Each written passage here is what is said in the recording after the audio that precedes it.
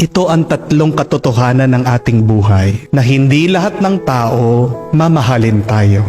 Pangalawa, na hindi lahat ng minamahal mo tutulungan ka. At pangatlo, na hindi naman lahat ng nagmamahal sa iyo ay mananatiling kasama mo. Remember that some people are not real. There are some people who are selfish. And there are some people who only think about themselves and will not consider our feelings. Merong mga taong makakasakit sa atin. Merong mga taong hindi tayo mamahalin. Merong mga tao na iiwan tayo kahit na gaano kahirap ang buhay. Number 1, mahal tayo ng Diyos.